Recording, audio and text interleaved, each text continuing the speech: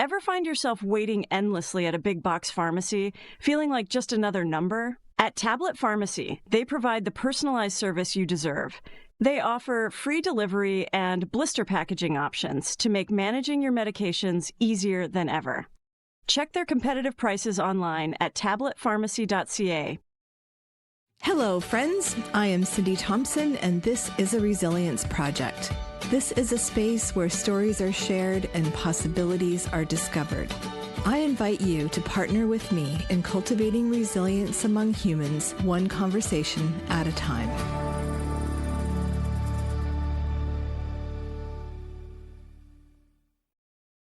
Dr. Taryn Marie Stejskal is considered the #1 international expert on resilience in both leadership and life, whose mission is to positively impact the lives of 1 billion people through the concepts of resilience by 2030. She's recognized as a leading global authority on resilience, well-being, and mental health by the Washington Speakers Bureau, and the founder and chief resilience officer of Resilience Leadership Institute. Dr. Taryn believes that resilience is the key to individual and organizational actualization and acceleration across the globe. By leveraging over a decade and a half of original research on resilience, she has developed the empirically based framework, the 5 practices of particularly resilient people, which has naturally led her to an upcoming book titled Flourish or Fold, the 5 practices of particularly resilient people. Tapping into the rich insights from her extensive research, career, and personal experience, Dr. Taryn is shining a light on the specific practices you might want to consider in growing your resilience practice. All right, Taryn, thank you so much for being here on a Resilient Project with me. Whee! I'm so happy to be here. Yay! Resiliency Project! Well, I love your enthusiasm. I feel like together you and I in this conversation are helping to continue growing resiliency and creating a village of people. Absolutely. Yeah. Absolutely. Upward spirals and outward momentum of resilience. Beautiful. We're going to do what we can today to help grow that. I wonder if you would connect some dots for us, Taryn, as we jump in today to help us understand some of your experiences that have led you on the path that you've been on. Mm-hmm. Yeah, absolutely. You know, it's interesting. So I'll start with how I sort of envision, not the world, but like how I think about consciousness and how I think about ideas. And the way that I think about ideas is that people don't come up with ideas. We don't come up with ideas. That ideas find us. There's this sort of energy in the ether that wants to get born into this space, into this place during this time. And those ideas tap us on the shoulder and invite us to steward them. And some of us bring those ideas forward, and some of us don't bring those ideas forward. And I think when we don't bring the ideas forward, the idea might go find somebody else who's going to be a steward. Interesting. Mm-hmm. So I think of sort of ideas like they find us, right? We don't come up with them. And then in that moment, that's really exciting and it's really freeing. If it's a quote unquote bad idea, then that idea didn't come from me. Sort of tapped me on the shoulder and I get to decide if I want to engage or not. And also if it's a good idea, it also didn't come from me. So I don't need to attach to the egoic nature of, well, that's my idea or that's not my idea, or it's good or bad. It's like it came to me, it tapped me on the shoulder, it asked me if I wanted to play and ideate. And so people often ask me, so getting back to resilience, you know, how did you find resilience or how did you kind of come up with these things? And I say, well, factfully, I believe resilience found me. I'm not the only one that resilience finds or found, but resilience found me. Resilience in this way has tapped me on the shoulder. And if you'd asked me that question, probably even 2-3 years ago, I might have said, resilience found me when I was completing my pre and post doctoral fellowships in neuropsychology. And we found that patients with brain injuries and spinal cord injuries, neurological injuries, were coming into our outpatient clinic, many years after injury at times. And we'd sort of look at the patient file or chart, and we'd look at them. And the vast majority of the time, people were not living into the prognosis, I'll call it, that they had received in the hospital. So many times people were doing better than was initially thought. And many times people were not doing as well as initially thought. And so I thought, okay, we've got people, this sort of critical moment, right? This time of injury. And we want to, one, give people accurate information. And two, we want to give people a level of expectation, know what to expect. And three, how is it that we are wrong so much? What are we not considering? What are the factors that we could become aware of that might detract from someone's rehabilitation or enhance someone's rehabilitation? So together with a number of colleagues at that time, being in an academic teaching hospital, we had the luxury, if you will, of having access to all this data. So we did the structured equation modeling, and we found what are the factors that actually detract from people's rehabilitation after a neurological injury. Turns out, generally good to be married. If you have a spouse, the caregiver, that may not be good for your spouse who's the caregiver, but it's good for you. Mm-hmm. Not great to have small children at home. Small children take a lot of energy, and that can detract from the person who's rehabilitating for a neurological injury. But the thing that was really striking for me was having access to reliable transportation, right? This is like having a car, having access to a car, and either you can drive or someone who can reliably transport you with your reliable transportation. Having access to reliable transportation, at least statistically speaking, was the difference between an outcome of being in an assisted care facility versus being able to live independently. We all know for ourselves and for our family members how important it is to be independent, at least in sort of our Western culture. As I was completing my fellowship, right, this was the first time that I had thought, upon reflection, resilience has found me.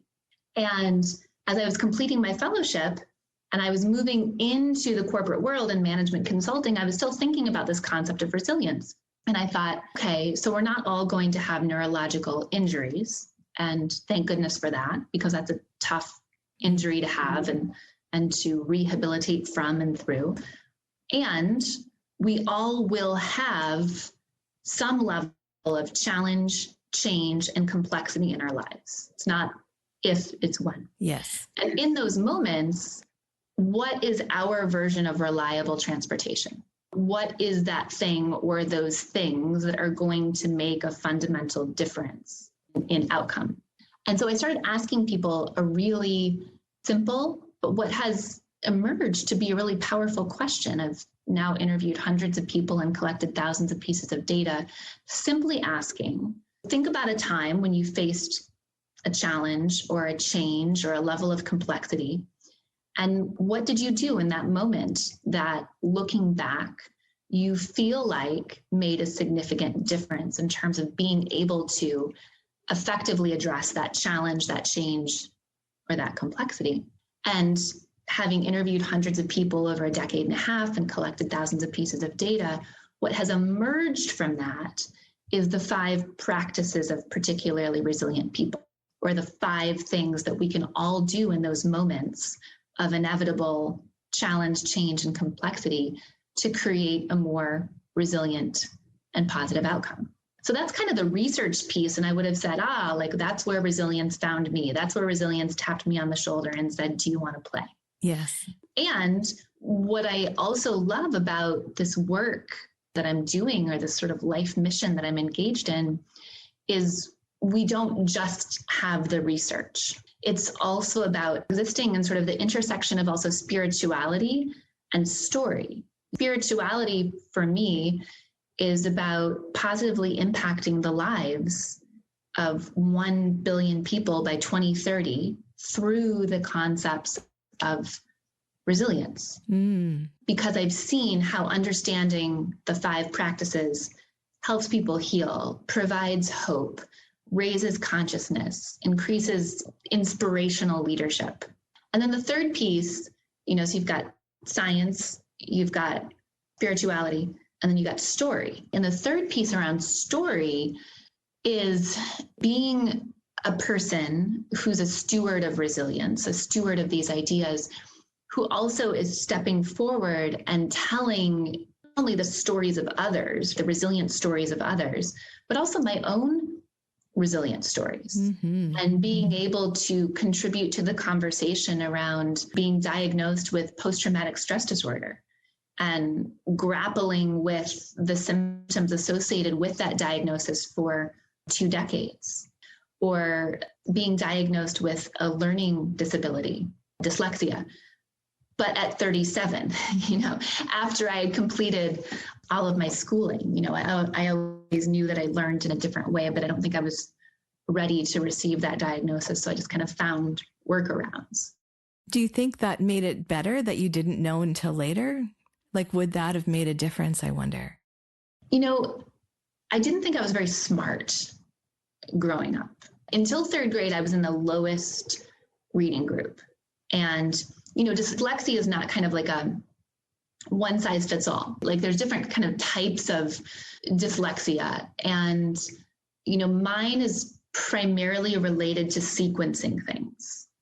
So it's about spelling. It's about geometry, math proofs. It's about direction, right? You go here, you turn, you go here. It's being able to put things in a sequence. And that's really where I struggle. And as so many people with dyslexia say, like, gosh, it makes things a lot harder, especially a traditional education system. And there are also these tremendous gifts of dyslexia. And you can extrapolate that to say there's tremendous gifts of trauma too, which we can talk about. Sure. But there's tremendous gifts of dyslexia wherein I see the world, there's language now, right? Like sort of neural, normal, and neural or typical or atypical. So I see the world, or I experience the world in some ways in a profoundly different way than a neural normal or a neural typical person would. Yeah. And those are the gifts. So some of my concepts around how I speak about resilience have even been informed by dyslexia. Especially before the pandemic, I was hearing a lot about being fearless, lots of like hashtag fearless going on. And I was thinking, like, is it just me, or does does that like not resonate? Turns out it doesn't resonate with a lot of people. But this notion of like being fearless isn't a great thing. Now, not letting fear stop us, that's important, right? So I talk about this idea of with dyslexia and sequencing and reading, I look at words, I don't want to say I have to, I get to look at words very carefully. And so I noticed that the word sacred and the word scared were essentially the same word, just with the C in a different place. Yes. And then what that took me on a journey around was, what if in the wisdom of the English language, it's not about being fearless. It's about learning how to just fear less, to like ratchet that fear down, not allow it to stop us, and to recognize that many of the things that we might feel afraid of, many of the things that might scare us, it's not that sense of fear should be a deterrent. Perhaps we've identified our most sacred development experiences. And sort of being able to articulate that and to have that model, that's a gift that came to me through dyslexia. So to answer your question, right, on the one hand, I might have had more faith in my academic ability early on. However, it's not uncommon for people who are dyslexic to develop a photographic memory or to develop an autographic memory where you can, remember what was said. Because I have difficulty, or many people with dyslexia have difficulty reading. We got to remember, right? We got to like take a picture of the page. So on the one hand, I have some significant, as we would say in neuropsychology, I don't love this word, I have some significant deficits. And a deficit is defined as like sort of my level of IQ being something that's like dramatically lower than where we would imagine I would be. I have some significant deficits. there's also some areas that are like significant strengths that others don't have. So I think it's made things more difficult, and it's also given me like tools and a lens of seeing the world that's profoundly different than the way other people experience it. You know, like Richard Branson says something to the effect of, he wouldn't wish dyslexia on an enemy, and he also wouldn't give it back. And that's how I feel about it. That's really interesting. And I love the reframe on some of the wording. That is a gift, even as I listen to it, even to pull out that piece around fear less. I love that. So yeah, I can see the gifts in it, and you've adapted very well. Obviously, you found some tools and some of the gifts within that. So I don't want to interrupt too much more. You were on a roll of helping us unpack some of the different stages or the different pieces of resilience as you've been learning about them. Yeah, absolutely. So it's this notion of like science, spirituality, and story. And so getting to talk about some of my own resilience stories humanizes me, humanizes the research, and sort of communicates to people like, Dr. Taryn gets it. Whereas without that, you know, people could very easily sort of look at me and look at my background and not know much about me and say, what's she going to teach me about resilience? Yes. So it helps kind of round things out. It helps to make this work accessible. Yeah. Well, I think that is important. And it gives a sense of lived experience, not just in what you've learned in the academia and the research that you've done, but you've lived it as well, and can speak to, like you're doing, is identifying the gifts that can come from some of the challenges. Yeah. Identifying the gifts that have come from some of the challenges, and in a way, like being a way shower, if you will. What I find in working with a lot of people, executives, actors, musicians, oftentimes we have our set of experiences that have happened to us, right? Kind of the objective set of experiences.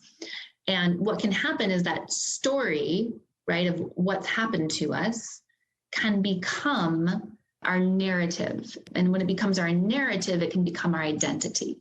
Mm-hmm. For example, when I was working as an executive in corporate, lots of women would come to me and they would want to know about my career trajectory and the decisions that I'd made. And they wanted to have a role similar to mine one day.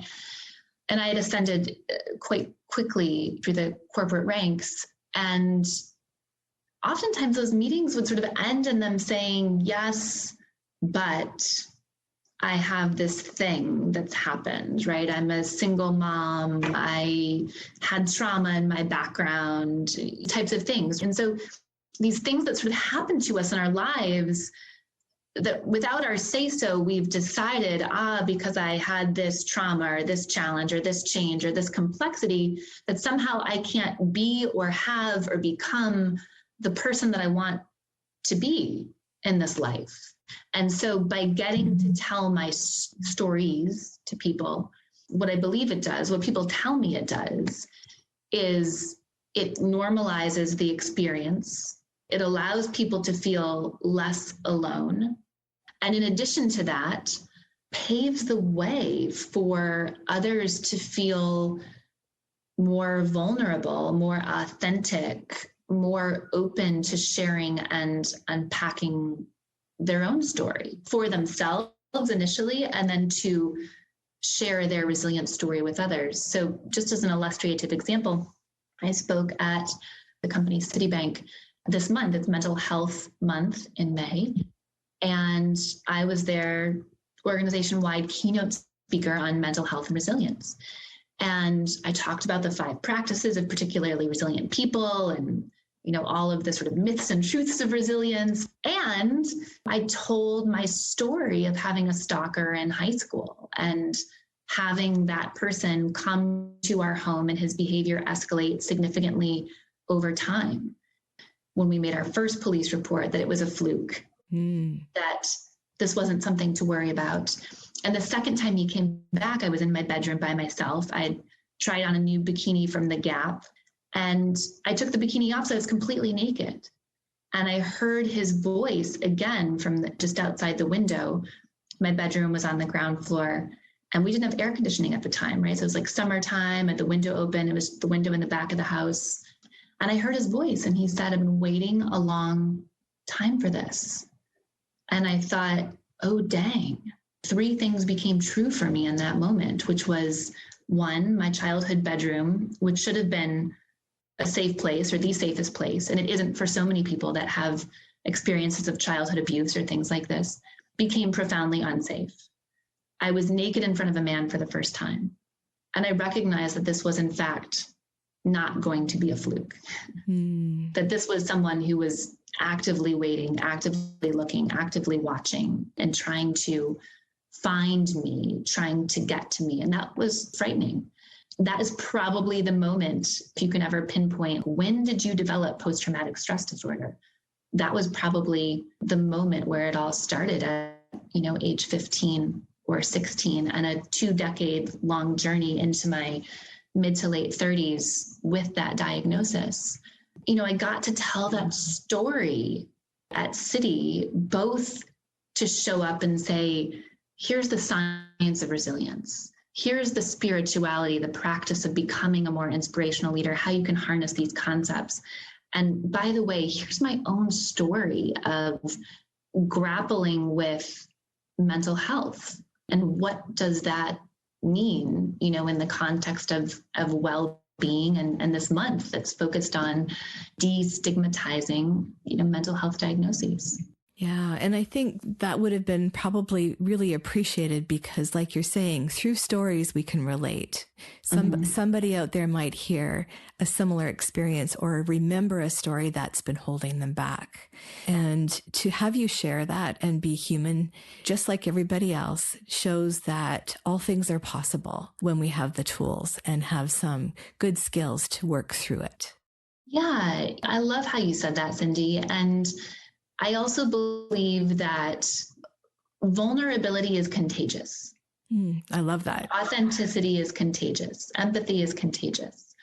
So when someone stands on the stage, right, in person or virtual, who's brought in to sort of be an expert in some way, and I tell a story, you tell a story, someone tells a story of their own vulnerability, of their own mental health diagnosis, then we give people permission in a way, not that anyone needs my permission, but we help people appreciate that it's okay to be seen, to share in a more vulnerable way, to step outside of their comfort zone, to get comfortable being uncomfortable, and to begin to allow themselves to be fully seen as a human. And Taryn, do you think giving air to our story and having it be heard by others also can be a resiliency practice in the way of starting that process of healing? It depends. Let me tell you what it depends on. Okay. It's a great question. Does sharing our story, does that facilitate or contribute or add to our process of healing? Do you remember this book, Cindy, The Lovely Bones? Do you remember this book? I do, yes. The author is Alice Sebold, and The Lovely Bones was made into a film. Gosh, this probably came out like 20 years ago. Yeah. And Alice Sebold, so she wrote The Lovely Bones. She's also written other books. One of the other books that she wrote is a book called Lucky, where she actually chronicles her own rape in college and the rape of other women by different assailants. And I think this man had also raped other women. And I remember hearing an interview with her on NPR, and they asked her something very similar, but about writing. Was it healing to write this story? And I loved her answer. She said, writing is healing. Telling our story is healing. That's also not necessarily for public consumption. Yes. So vulnerability, by the way, is the sort of the first practice of particularly resilient people. It's foundational.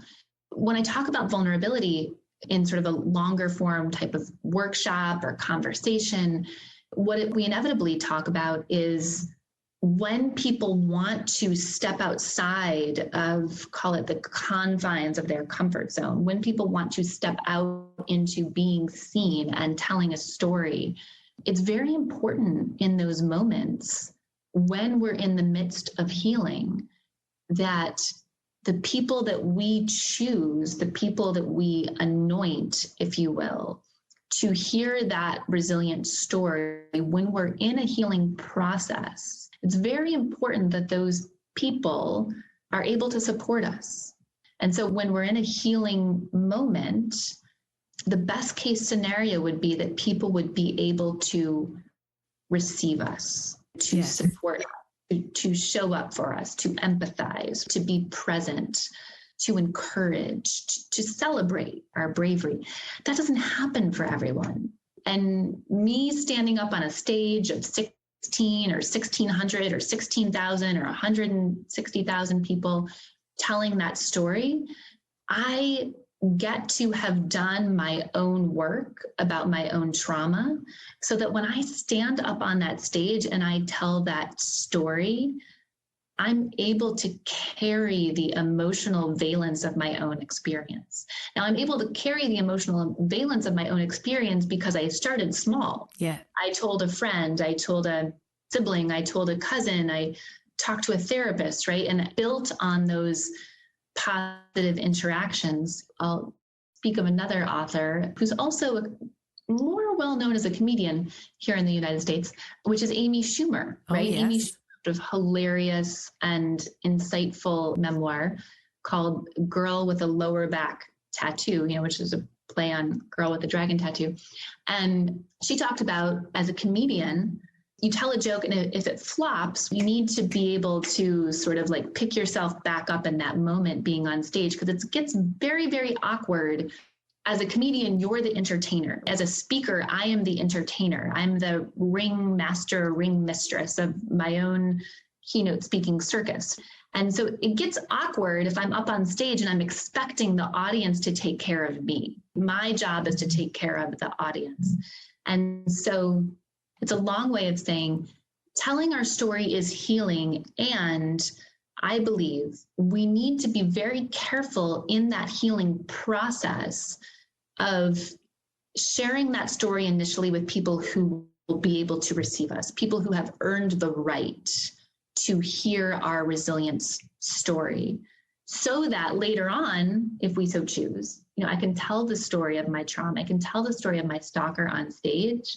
But if every person in that audience booed me, which they wouldn't, I can carry my own emotional valence because I've done my own healing. Alice Sebold probably journaled about her experience before she wrote her memoir, before she wrote her novel. There's kind of this healing phase that's not for public consumption, but telling our story publicly can be, I think, just later on. I really appreciate your saying that, Taryn. And it really speaks to the journey that you've been on. Like, often we have people come on and they are somewhere along that spectrum in their healing. And I would not want to put somebody in a position, even on this podcast, who was still in the early stages of working through, whether it's grief or whatever trauma they might have just been through. Mm-hmm. It wouldn't have been the right time. So I really think it is important to really honor their individual choices in their healing first, and then to be able to give them a platform when they're ready to be able to share it with others, as you have done in your keynote speaking. Yeah, I agree. I couldn't agree more. So I love that you've really highlighted that. Thank you. My question was very quick, and certainly it deserved that kind of backstory of understanding the journey to be able to get to that point. Would you like to go through your 5 steps, like in terms of the 5 resiliency practices that you would identify? Sure. We can buckle up. Dive in. This is going to be the second time in 2 days I've said that. We're going to fasten our resilience seatbelt. All right, let's go, girl. I said it yesterday in a keynote, and I was like, that sounds so cliche. I've got to tell you, I've actually never said that before.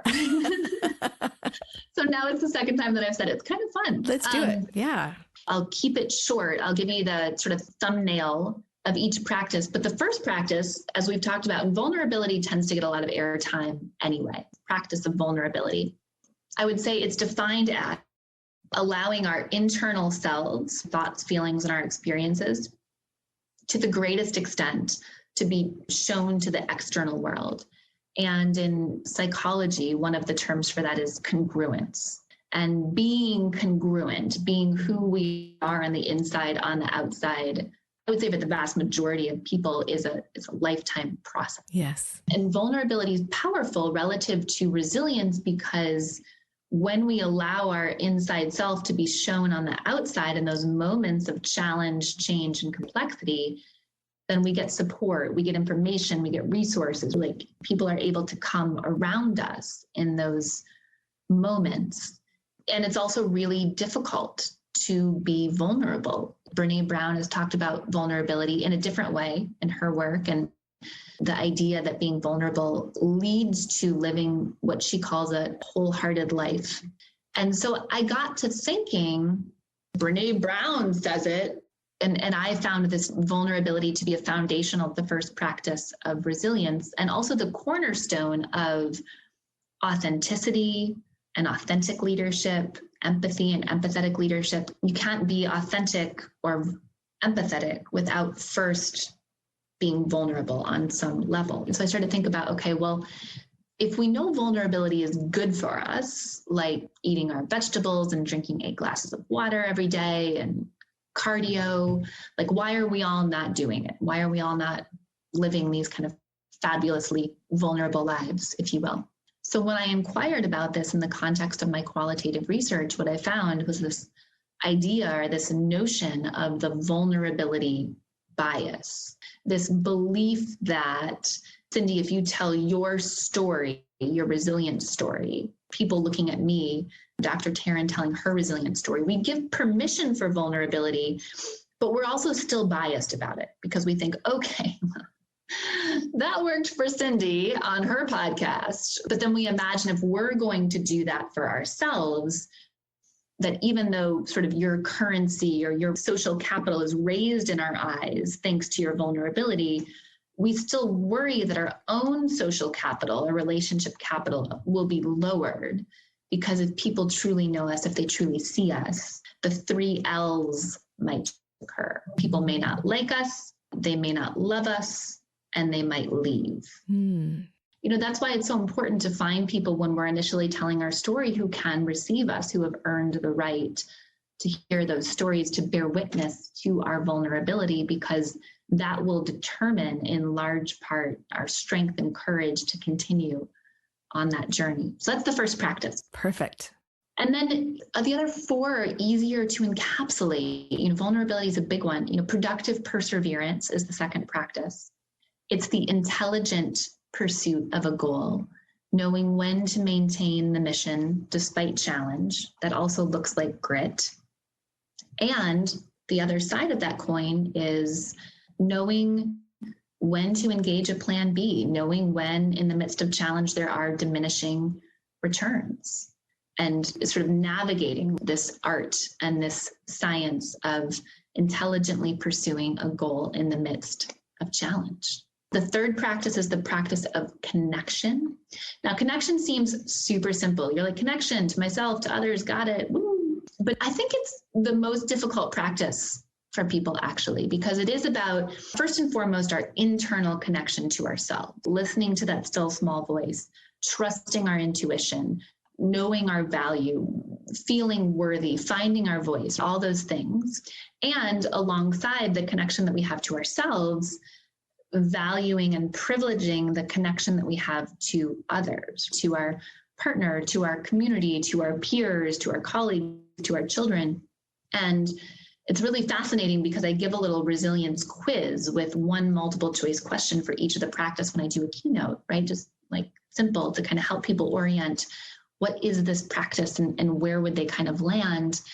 And what I'm finding is a third or more of the audience will typically choose the most resilient practice with each of those 5 questions. When we get to connection, this is the one time when the audience chooses the practice that is not the most resilient practice. And the question around connection is about, you're invited or asked to attend a meeting and you don't want to go. What do you do? And the vast majority of the audience, like 50% or more, in every speaking engagement I've done, has said, I do it anyway, even though I don't want to go. And there's other options. There's like, you don't have to go.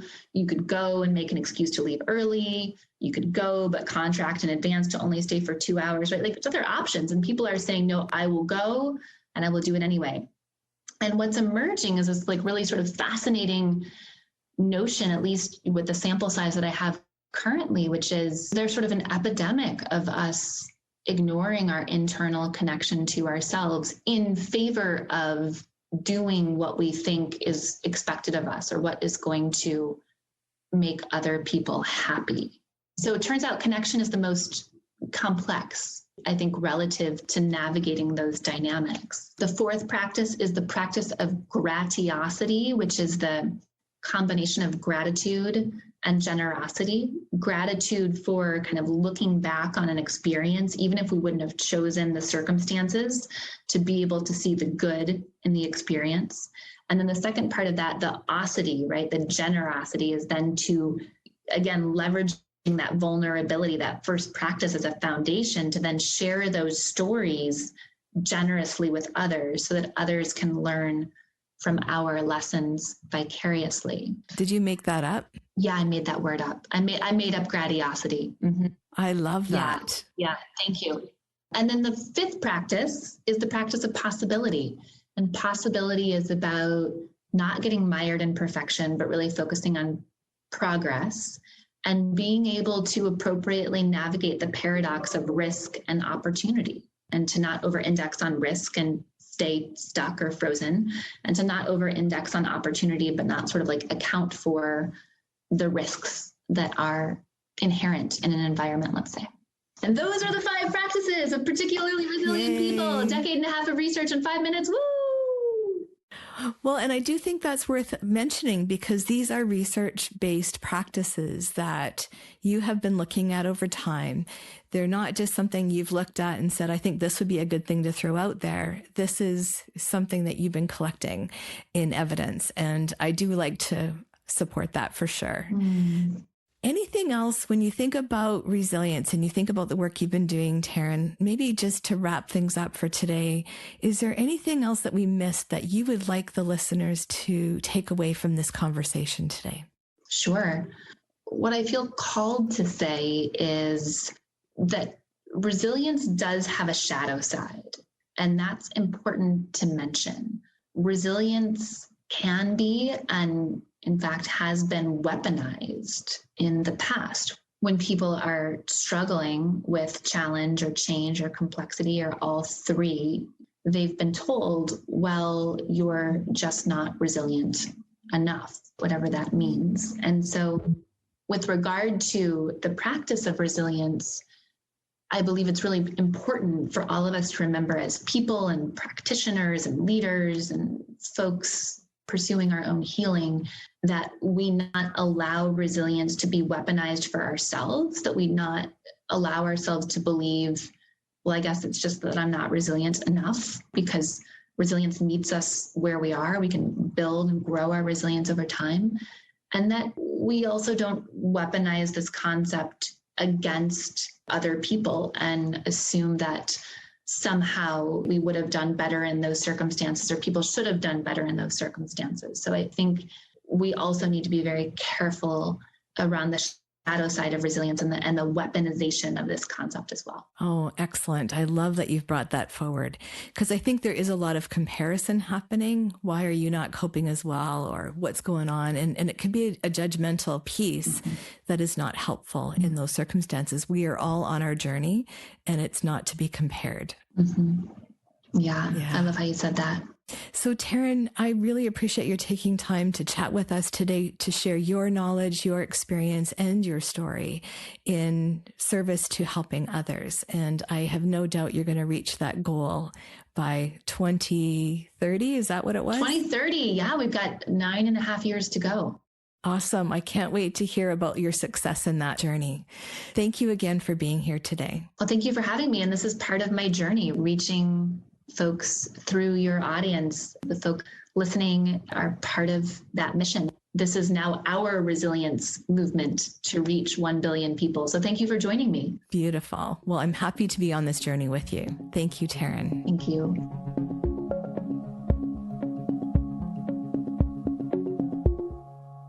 In the words of Dr. Taryn, these conversations on resilience provide an opportunity for upward spirals and outward momentum.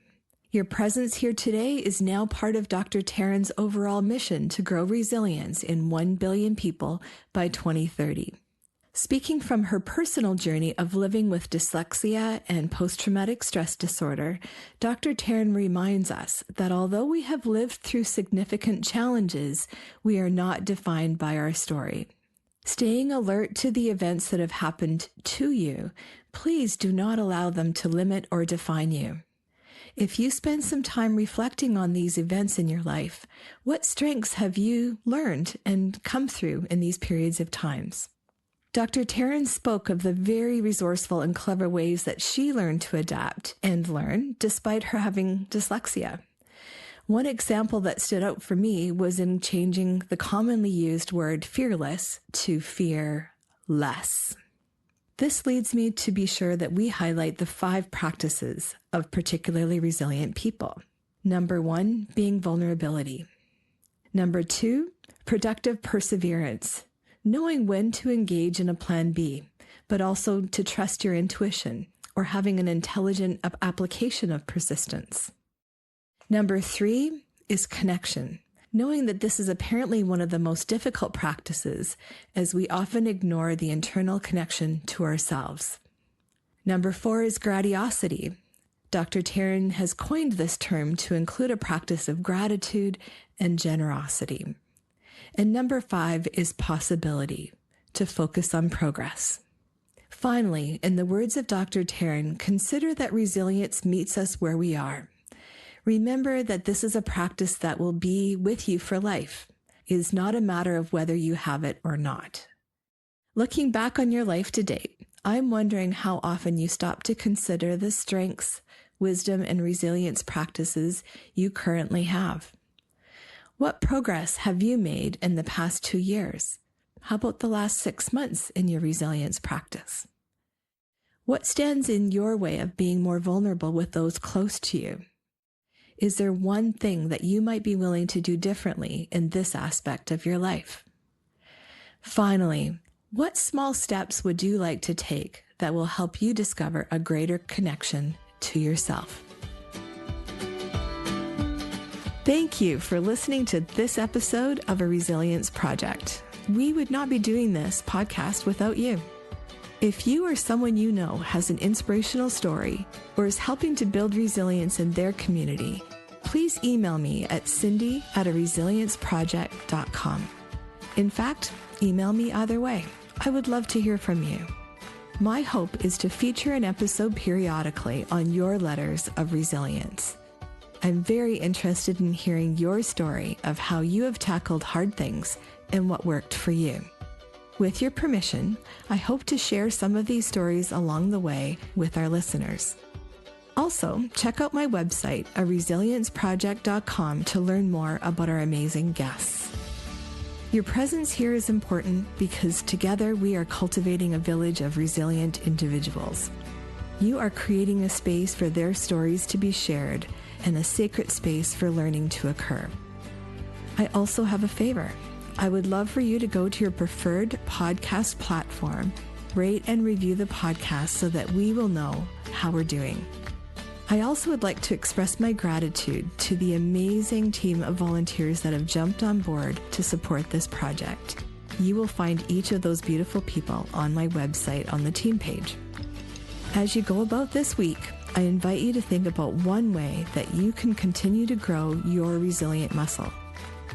What is one thing you can start with today? See you next week.